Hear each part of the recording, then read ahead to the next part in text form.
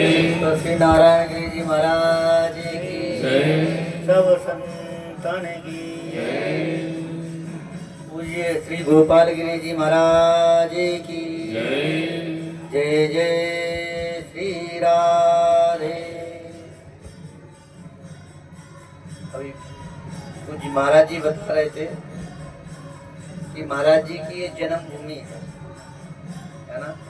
तो शास्त्र में लिखा है जननी जन्म भूमिश्च स्वर्गादपि गरीयसी। जननी जन्म भूमिश्च अर्थात माता और जन्म भूमि स्वर्ग से भी श्रेष्ठ होती है।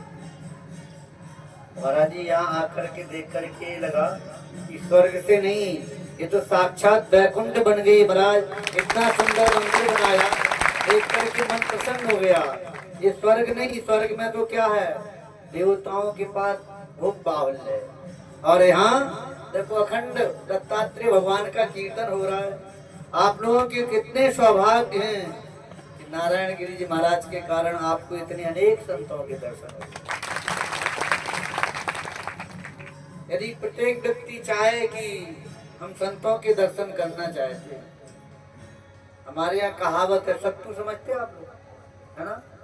कहते सत्तू बांध के जाए वो घर से, और महाराज पूरे भारतवर्ष से तीर्थों के दर्शन करे, तब भी महाराज सहज में इतने संतों के दर्शन अति दुर्लभ है। और आप लोगों के कैसे महाराज मोटे सौभाग्य कि यहाँ घर बैठे ही आपको इतने सारे संतों के दर्शन हो गए। और आपके यहाँ इस गांव में, छोटे से गांव में देखो ऐसे ऐसे सिद्ध संत विराजमान हुए। महाराज जी बता रहे थे, स्वामी जी महाराज पूज्य बालगिरी जी महाराज ऐसे सिद्ध संत थे कि भंडारे में महाराज घी कम पड़ गया।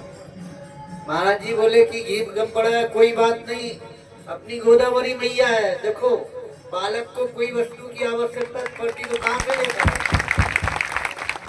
बालक किससे मांगता, बोलो मैया से मांगता, माँ से मांगता है।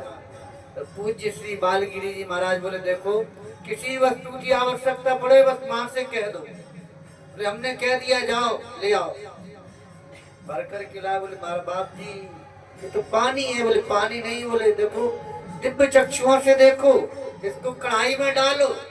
और जैसे महाराज कढ़ाई में डाला, डालते ही वो गोदावरी मैया का जल महाराज घी बन गया।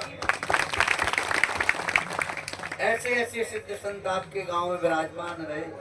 और अब उनकी गादी पर श्री नारायण गिरी जी महाराज इतना सुंदर मंदिर बना रहे हैं, इसमें आप सभी का सहयोग रहना चाहिए। अच्छा एक बात बताओ, संतों को दान क्यों दिया जाता है? उनको आवश्यकता इसलिए क्या?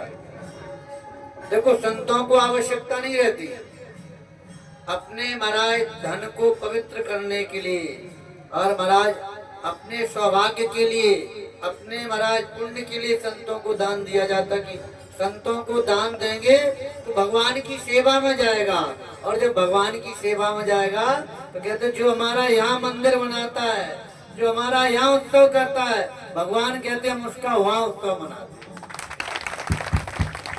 तो अपने धन को महाराज पवित्र करने के लिए सभी संतों को महाराज नारायण गिरी जी महाराज को खूब सहयोग करें आप लोग, क्योंकि इनके कारण ही आपको संतों के दर्शन हुए। दत्तात्रेय भगवान की संत देख रहे हैं ना, कोई महाराज आड़ा तिलक लगाए, कोई लंबा तिलक लगाए, कोई बिंदी लगाए। स्वामी जी महाराज ने कहा अनेक अनेक संप्रदाय के संत हैं। तो देखो मंदिर में जाने के लिए अनेक रास्ताएं होती है ना। एक गाय के 4 थन होते हैं, होते कि नहीं? अब ऐसा तो नहीं महाराज पहले थन में दूसरा दूध निकल रहा हो, दूसरे थन में कुछ गाढ़ा हो, तीसरे थन में महाराज लाल हो, किसी में पीला हो, किसी में हरा। ऐसा होता क्या? दूध तो चारों थनों में एक ही ऐसे निकलता ना। ऐसी महाराज रास्ते तो अलग अलग है, लेकिन पहुंचना एक सदाशिव के पास। बोले शंकर भगवान की दत्ता दत्ता देवा दत्ता दत्ता देवा दत्ता दत्ता देवा दत्ता दत्ता दत्ता दत्ता देवा दत्ता दत्ता देवा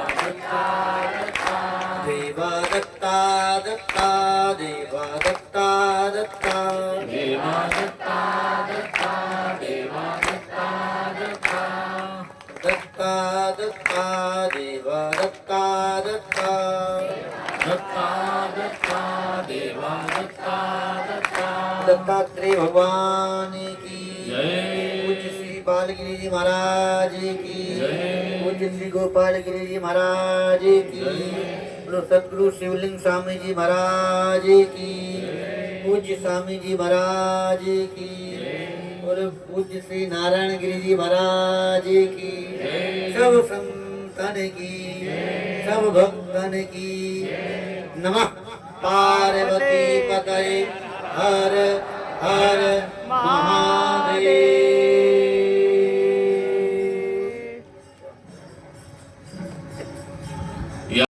दत्तात्रेय महाराज की जय। अत्रि अनुसया माये की जय। आनंदावधूत चिंतनम श्री गुरुदेव दत्त सद्गुरु महाराज की जय। समर्थ बाळगीर महाराज की जय। सब साधु संतन की जय। आदरणीय व्यासपीठावर बसलेले अनेक संप्रदायाचे साधू संत, खरोखरच आज आमचं भाग्य समजा की वृंदावनाहून आलेल्या संन्यासाचा चातुर्मास हा 2 महिन्याचा असतो आणि 2 महिन्याचा चातुर्मास करण्यासाठी मौजे पिंपळगाव तालुका हदगाव येथे आमचे बापू बालयोगी व्यंकट स्वामी खरोखरच आमचे आजच्या कलियुगामध्ये चालते बोलते आमचे देव आहेत। संतांचे अनेक उत्तम आशीर्वाद त्यांच्या पाठीशी आहेत। माणसाने करतो म्हणल्यावर काहीच होत नाही, पण गुरुचा आशीर्वाद असल्याच्या नंतर राईचा पर्वत बनवू शकतो। तसेच परलोकी आमचे बाळगीर महाराज याने आनंददत्त संप्रदायाचा ध्वज उद्या भारतामध्ये रवला असे आमचे आजच्या कलियुगाचे शहादत्त नावाचे चालते बोलते शहादत्ताचा अवतार आम्ही आज समजतो। बाळगीर महाराज आताच आमच्या वृंदावनच्या स्वामीने सांगितलं की ज्याने पाण्याचं तूप केलं, आपल्या मराठी भाषेमध्ये सांगायचं की माणसाला माणसं ओळखत नाहीत, माणसाला माणसं काही उसनं देऊ शकत नाहीत, पण देवानं संताला उसनं दिलं। देवानं संताला उसनं दिलं म्हणजे गोदावरीचं आणलेलं पाणी तूप केल्याच्या नंतर बाळगीर महाराजांना परत त्या गोदावरीला जितके पिपे आणले तितके वापस केले। माणूस माणसावर विश्वास ठेवत नाही, पण देवानं संतावर विश्वास ठेवला।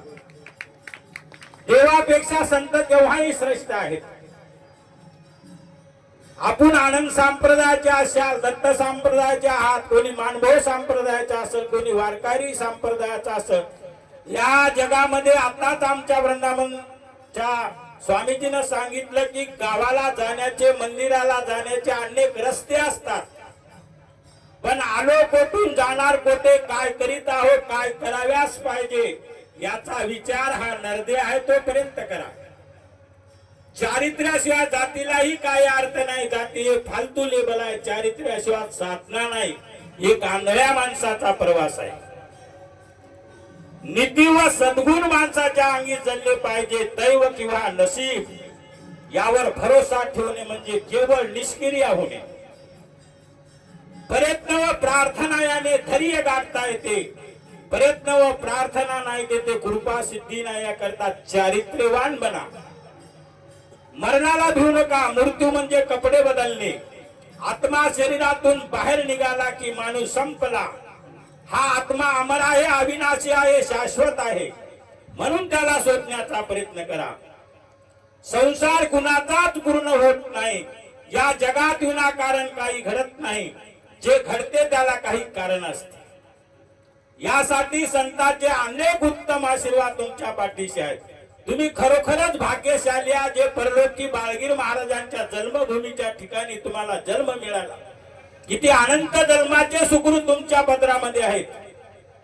त्यांच्या गुरुचं नाव सुद्धा रुद्रगीर महाराज होतं, तेच रुद्रगीर महाराज आजही हयात आता त्यांचीही जन्मभूमी ही रायरच आहे। योगायोग समजा, परलोकी बाळगीर महाराजाच्या नंतर त्यांचे नातूही बाळगीर महाराज झाले। हे गुरु परंपरा ज्याप्रमाणे आपल्या लेकराला आपण जसे संस्कार देतो त्याप्रमाणे लेकरू आपलं निघते, त्याचप्रमाणे गुरु शिष्याची परंपरा. गुरु करावा बळकट बळकट कोणी धरे ना मनकट, अशा प्रमाणे आमच्या नारायणगिरी महाराजाचे गुरु आज्या गुरु पंजा गुरु बळकट आहेत. आणि त्यांचा एवढा स्वभाव एवढ्या लहान वयामध्ये एवढी घारासारखी झेप घेतील बापू अशी आम्हाला अपेक्षा नव्हती. परंतु खरोखरच त्यांनी आज येथे या परिसरामध्ये राहिलेला सर्व गावठाणा हे जुना हा गावठाणा 4 एकरचा 4 एकर जमीन आपल्या दत्तचरणी अर्पण करून बाळगीर महाराजाच्या चरणी अर्पण करून खरोखर गाववाल्याचं आपण मोल करावं.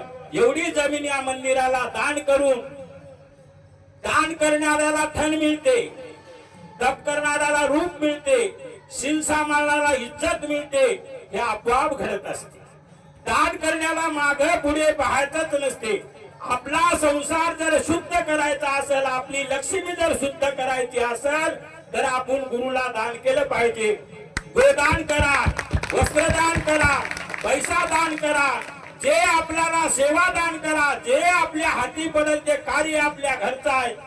आता 2028 ला येतं योगायोगानं सर्व आमच्या आनंद संप्रदायाच्या आणि सर्व या परिसरातून असो, उत्तर प्रदेश, बिहार, ओरिसा, ज्या पंथामधून जे साधूला निमंत्रित करतील आमचे सर्व आमचा गिरी परिवार, ते सर्व गिरी परिवाराचा हा आपल्या घरचा कार्यक्रम आहे. आणि 7ही दिवस आम्ही या ठिकाणावर हलणार नाही.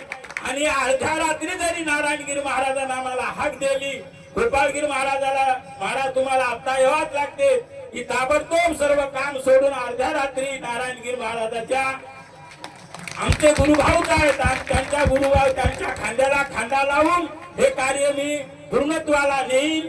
आणि दत्तचरणी अशी प्रार्थना करील की हे सर्व या विश्वाला शांती करण्यासाठी पिंपळगावचे बापू आताच म्हणले, कोणाही एका संप्रदायाचा हा कार्यक्रम नसून विश्व शांती करण्यासाठी हा महायज्ञ आहे, हे दत्त महायज्ञ आहे. याच्यासाठी सर्वांनी सडळ हात करावं. आणि नारायणगिरी चालतील सद्गुरु राज त्या पंथे मी जाईल, उमटती पाऊल त्या धुळे मी लोळेल. या मनीप्रमाण गुरुच्या कास धरा आणि गुरुच्या पाठीमाग तुम्ही सदैव गुरुचा पाय ज्याप्रमाणे पडल त्यांची धूळ आपल्या कपाळाला लावा. पहिली तुमच्या कपाळाला धूळ लागलेली आहे, कारण तुम्ही संतांच्या भूमीत तुमचा जन्म झाला. जे आनंद जय सद्गुरु. सद्गुरुनाथ महाराज की जय. घेता साधू संतांचे दर्शन, आऊट कोटी तीर्थाचे घडे स्नान, सत्पात्राशी देता दान, कोटी यज्ञ फलप्राप्ते. जमलेल्या व्यासपीठावर सर्व संत महात्म्यांच्या चरणी, कारण एका संतांचं दर्शन घेतल्यानंतर कितीतरी यज्ञाची फलप्राप्ती आपल्याला होत असते. आताच महाराजांनी सांगितलेले आहेत की आपण वृंदावनला जाऊन या संत महात्म्याचं दर्शन घेऊ शकत नाही, पण तेवढे साधू संत महात्मे म्हणजे आपले दत्तभक्त परायण, शिवभक्त परायण, हरिभक्त परायण, आमचे सर्वांचे लाडके. जसं आता गोपाळगिरी बापूने सांगितलं की आमचे चलते बोलते देव म्हणजे पिंपळगावचे बापू आहेत. आता आम्हाला म्हणजे आमच्या घरामध्ये वडीलधारे माणूस सांगणारे म्हणजे आता तुम्हीच आहात. आता आम्हाला तेवढं काही समजणार नाही. जे काही कोणती चूक झाली असेल, कोणतं काही हे झालं असेल तर सर्व तुम्ही आम्हाला सांगू शकता. एवढा अधिकार तुमचा आहे. तुम्ही संत माय बाप, कारण तुम्ही मायबाप आमचे आहात. म्हणून या संत महात्म्याच्या आशीर्वादाने आपले सर्वांचे लाडके श्री श्री श्री 1008 अष्टकौशल्य महंत नारायणगिरीजी महाराज यांचं वय खूप कमी आहे, पण या कमी वयामध्ये एवढं कार्य हातात धरणं म्हणजे खरोखरच सद्गुरु समर्थ बाळगीर महाराजांचा आशीर्वाद 100% त्यांच्या पाठीशी. जसा पिंपळगावच्या बापूंना दत्तात्रय प्रभूने साक्षात्कार दिला, त्याप्रमाणे बाळगीर महाराजांनी नारायण महाराजांना उभं केले.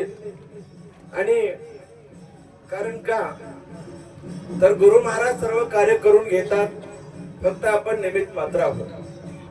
पण या ठिकाणी एवढे संत आले आणि संतांचं दर्शन आपल्याला घडलं. अनंत जन्माचे पाप आपले नाहीसे झाले. संत चरण रज लागता सहज वासनेची बीज जळून जाय. संतांच्या चरणाची माती जरी आपल्या कपाळाला लावली तर आपल्या सगळ्या वासना जळून जातात. पुन्हा जन्म मरणाचं जे काही कोड आहे ते सगळं काय सुटल्या जातं. पण अशा या महान संत महात्म्याच्या पदस्पर्शाने श्री क्षेत्र राहेर सद्गुरू समर्थ बाळगीर महाराजांची जन्मभूमी आता अतिशय पवित्र झालेली आहे. अशा संत महात्म्यांचा आशीर्वाद, अशा संत महात्म्यांचा पदस्पर्श ज्या भूमीला होतो ते भूमी निश्चितच पावन झाल्याशिवाय राहणार नाही आणि इथलं सगळं काम झाल्याशिवाय राहणार नाही. एक मात्र आहे की 4 पुरुषार्थ सांगितलेले आहेत. पहिला पुरुषार्थ धर्म, दुसरा पुरुषार्थ अर्थ. धर्म अर्थ काम मोक्ष. धर्माचं कार्य करायसाठी पैसेच लागतात आणि प्रपंचाचंही काम करायसाठी पैसे लागतात. पण प्रपंचामध्ये केलेला खर्च हे आपल्याला अधोगतीकडे नेत आहे आणि परमार्थामध्ये केलेला खर्च हे भगवंताकडे नेण्याचं काम करत आहे. म्हणून वेळोवेळी नाशिवंत प्रपंच हो झालो करते, अनंत जन्म गेले देवता भक्ती परिपाटी. हा नाशिवंत जन्म आहे. एक फोलकटा संसार एकसार भगवंत आहे. संसार हा नाशिवंत आहे आणि शाश्वत असणारा भगवान परमात्मा. आणि देवाला आपल्याला प्राप्त करायचं झालं तर संत महात्म्यांची कास धरून आपल्याला देवाला प्राप्त करावं लागते. तुम्ही सांभाळिले संती भय निवारले खंती, कृत्याकृत्य झालो इच्छा केली ते पावलो. संत महात्म्याची इच्छा झाली की जे मनामध्ये काही आपल्या उत्पन्न होते ते सगळं काही फलप्राप्त होते. कारण संतांचा आशीर्वाद मागे असावा लागतो. म्हणून बघतो आज तुम्ही आम्ही एवढे भाग्यवान आहात की या सद्गुरू समर्थ बाळगीर महाराजांच्या जन्मभूमीला होणारा हा भव्य आणि दिव्य कार्यक्रम 2028 मध्ये होणार आहे. आणि आता इथपर्यंत महाराजांनी या कामाला ओढीत आणलेले आहे. आता सांगायला जर गेलं तर महाराजांचं वय फक्त 27 वर्ष किंवा 26 वर्ष आहे. या वयामध्ये त्यांना पोटाचा एवढा त्रास आहे आणि त्यांनी एवढे औषधं खातात, एवढ्या गोळ्या खातात, आयुर्वेदिक औषध पितात, अनेक प्रकारचे व्यायाम करावे लागते. पुन्हा दुसरी गोष्ट म्हणजे कधी त्याला टायफॉइड असं म्हणतो, कधी काविळच होते. एवढा त्रास आहे. एवढा त्रास असून सुद्धा एवढी जिद्द असणारा पहिला सत्पुरुष मी नारायण महाराजच्या रूपात पाहिजे. खरोखरच एवढी जिद्द आहे. कारण का शास्त्र सांगते निश्चितीने आपण जर निज ध्यास निश्चितीने साक्षात्कार तत्क्षणे, कुठल्याही कामाचा निज ध्यास झाल्याशिवाय कुठले काम होऊ शकत नाही. म्हणून रात्र दिवस मनामध्ये एकच आहे. प्रत्येकाला फोन लावतात, तुम्ही या बापू, आपण इकडे जाऊ, आपण तिकडे जाऊ. आम्ही टाळतो पण महाराजांमध्ये एवढी उलुसवारी आहे की सद्गुरू समर्थ बाळगीर महाराजांचं कार्य केल्याशिवाय राहायचंच नाही असा संकल्प त्यांच्या मनामध्ये आलेला आहे. आणि हे कार्य होणारच. कारण समोर बसलेले सर्व मायबाप तुम्हाला आम्हाला सहकार्य करावं लागणार आहे. पहिलेच सांगितलं होतं, आताही सांगितलेलं आहे. कारण आम्ही तिकडे गेलो होतो, ज्या ज्या घरी गेलो होतो त्यांनी आपली काही दान धर्म देणगी लिहिलेली आहे पण सगळ्यांनी अजून दिलेली नाही. हे काम कसं करायला हे मलाही काय माहित नाही. नारायण महाराजांच्या जीवाला माहित एवढं मोठं काम होत आहे. महाराज कसं करायलेत, काय करायलेत, काय नाही, कुठून कोण द्यालय, कसं करायलेत ही काय माहिती नाही. पण या ठिकाणी जर बघायला गेलं तर उघडा डोळे बघा नीट, डोळ्याचे पारणे पिटतील असा हा या ठिकाणी भव्य आणि दिव्य मंदिराचा कार्यक्रम झालेला आहे. जसं काय आता आपण अयोध्येमध्ये मंदिर पाहतो त्याच पद्धतीने या ठिकाणी मंदिराचं काम होत आहे. एक आपण संडास बाथरूम बांधली तर 5 लाख रुपये लागले. एवढं मोठं काम करायला म्हणजे किती पैसे लागत असतील याचा तुम्ही सर्वांनी विचार करा. आणि जे काही तुम्ही देणगी लिहिलेली आहे ते मात्र यावर्षी 100% देऊन टाकाकडे. राहिलेलं काम झाल्याचे राहणारच नाही. आणि 2028 मधला जो कार्यक्रम आहे सद्गुरू समर्थ बाळगीर महाराज व सकल हिंदू धर्म जनजागृती, या कार्यक्रमाच्या पाठीमागचा उद्देश पिंपळगावच्या बापूंनी आता सांगितलं की एक लाकूड हातात घेतलं तर सहज मोडल्या जाते आणि अनेक लाकडं जर आपण हातात घेतले तर किती मोडा ते मोडू शकत नाहीत. म्हणून सर्व संप्रदाय आपण एक झाल्याशिवाय आपला सनातन धर्म टिकून राहणं मुश्किल आहे. येणाऱ्या 2050 पर्यंत अवघड गोष्ट आहे भारतासाठी. म्हणून त्यासाठी सर्व संप्रदाय एकत्रित येऊन हिंदू धर्माला जनजागृती करण्याचं काम या कार्यक्रमाच्या पाठीमागचा हा मोठा उद्देश आहे. म्हणजे सर्वांनी एकत्रित यावं बरं का. कारण मोठा लहान थोर नारी आणि नर ब्राह्मण आदी शूद्र जाय वेगळे सर्वांनी या बरं का. आणि सर्वांनी येऊन सर्व संप्रदायांनी एकत्रित येऊन या ठिकाणी भव्य आणि दिव्य कार्यक्रम करण्याचं महाराजांनी आयोजित केलं आहे. प्रत्येक संप्रदायाचा कार्यक्रम या ठिकाणी आहे आणि याच्या पुढचं नियोजन जे असणार महाराज सांगतील. पण तुम्ही जमलेल्या सर्व मायबापांना माझी एक सूचना आहे की आता तुम्ही जे काही लिहिलेली देणगी आहे ते लवकरात लवकर देऊन टाका आणि या बाळगिरी महाराजांच्या ऋणातून मुक्त व्हा. माझे 2 शब्द दत्तप्रभूच्या चरणी ठेवून मी या शब्दाला पूर्ण विराम देतो. जय आनंद, जय दत्त. श्री नारायणगिरी महाराज यांना मी विनंती करतो की आपण थोडक्यामध्ये आपलं मार्गदर्शन करावं. सद्गुरु महाराज की जय. शहादत्ताचा अवतारू स्वामी माझा बाळगुरु आज दिन सोनियाचा संत येती घरा तोची दिवाळी दसरा.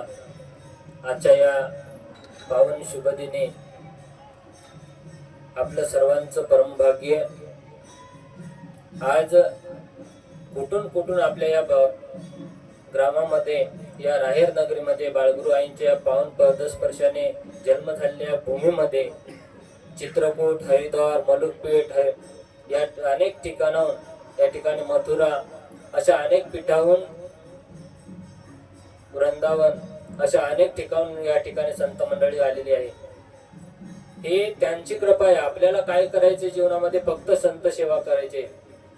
संताचे उच्चिष्ट सावडून सारी माझी इच्छा पूर्ण करून घेतली. आपले जे जे काही इच्छा आहे ते फक्त कुठं पूर्ण होते तर संतांची सेवा केल्याने, गुरु महाराजांची सेवा केल्याने.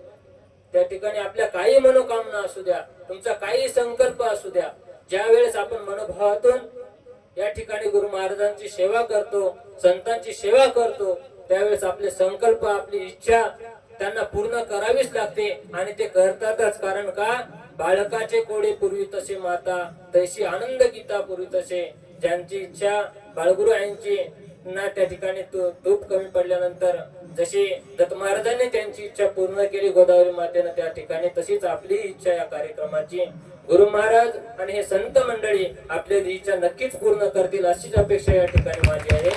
आणि हे संकल्प, हे दृढ भाव असा जोपर्यंत आपल्या जीवात जीव आहे तोपर्यंत आपली राहिली पाहिजे आणि आपलं तन मन धन हे गुरु महाराजांच्या चरणी अर्पण राहिलं पाहिजे. त्यांनी जेव्हा जेव्हा आपल्याला आज्ञा करतील, त्यांनी जेव्हा जेव्हा आपल्याला सेवेला या म्हणतील, त्यावेळेस आपण आपलं घरदार सोडून सर्व सोडून त्या ठिकाणी आपण आलंच पाहिजे. कारण भक्तो, रानुमाई नावाची महान माता त्या ठिकाणी होऊन गेली, टिळकीची होती.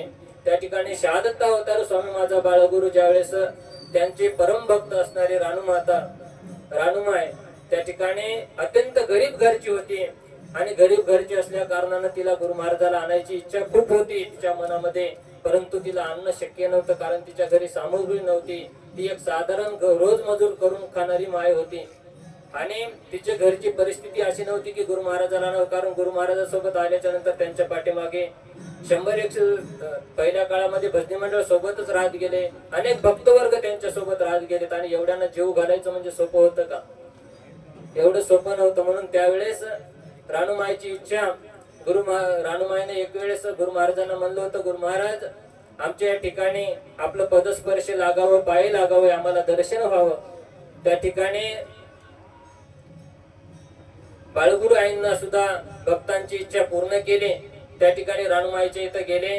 त्या माईनं भाकरी आणि ठेसा त्या ठिकाणी गुरु महाराजांना जेवाय केलं होतं आणि ते इतकं पावन त्या ठिकाणी तिचं अन्नदान होऊन गेलं. त्या ठिकाणी कुठेही कमी पडली नाही त्या कार्यक्रमामध्ये, त्यांच्या कुठेही अन्नदानाला कमी पडली नाही. सगळं गाव त्या माईच्या अन्नदानामध्ये जेवून निघाला.